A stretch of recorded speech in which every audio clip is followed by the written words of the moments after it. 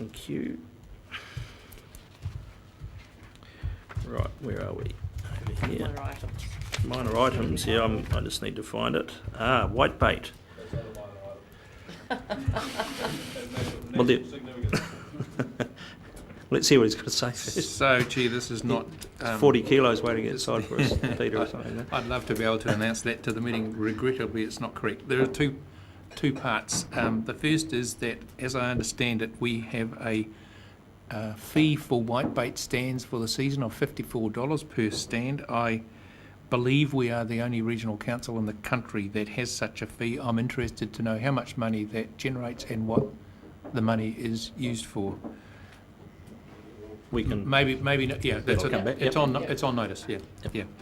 The second and perhaps more important thing is that I was in touch with a man who owns one or pays a registration fee for a stand in the Karamu stream back at the back of Clive, and he's had significant problems, and this is ongoing. He's had it for 5 years, and we've been sent a photo which is not a good look, where that machine that we have that does weed cutting has done a whole lot of weed cutting which washed down and surrounded his stand, and he tells me 10 hours so far this year trying to clear the weed and what have you from around the base of his stand so that he can actually use it. And I wonder why the timing of this activity on our part cannot be at a different time of the year to avoid that problem. I understand he's not the only person who has this issue.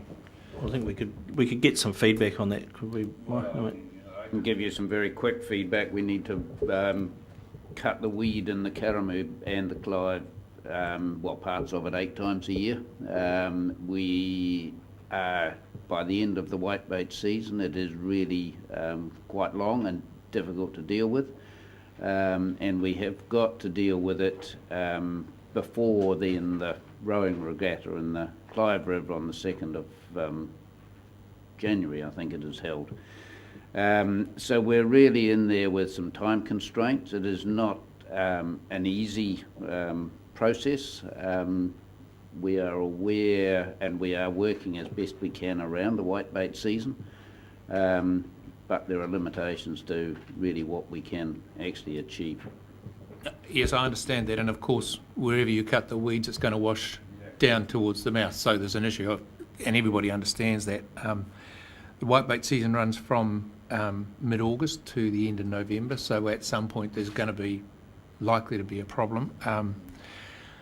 I wonder though, because people are all hyped up and ready to go on 15th of August, whether we shouldn't avoid causing a problem, let's say, by doing anything within the week before the season starts, and then obviously it's going to have to be the judgment of our staff as to how, when they've got to do some more of that work. Perhaps we could address that in the E&S committee meeting when it comes up. Good point. You had another point around leave. Yes, Chair. I, in my capacity of the chairman of the World Apple and Pears Association, I've been asked to speak at a conference in Italy in late November, and I'm seeking leave from the 17th to the 29th. Which includes a council meeting, I suspect, yeah. It'll include a council meeting. Sure. Okay, thank you for that. Okay. Just ask a question.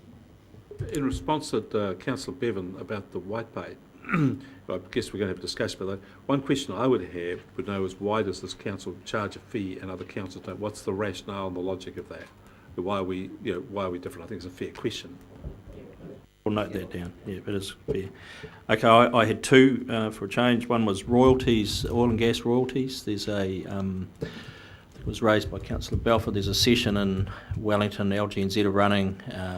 No one was going. I'm down there that afternoon anyway, so I've changed my travel arrangements to be there to attend that on behalf of council, so I'll report back on that.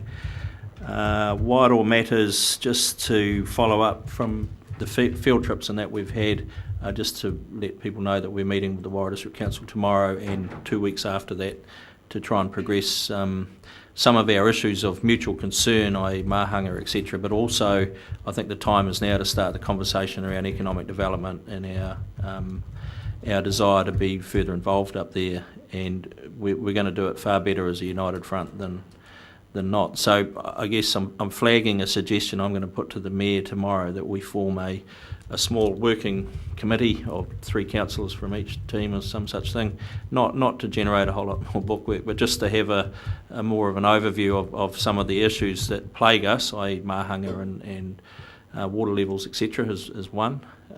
River Road is one, and we're both entwined on it.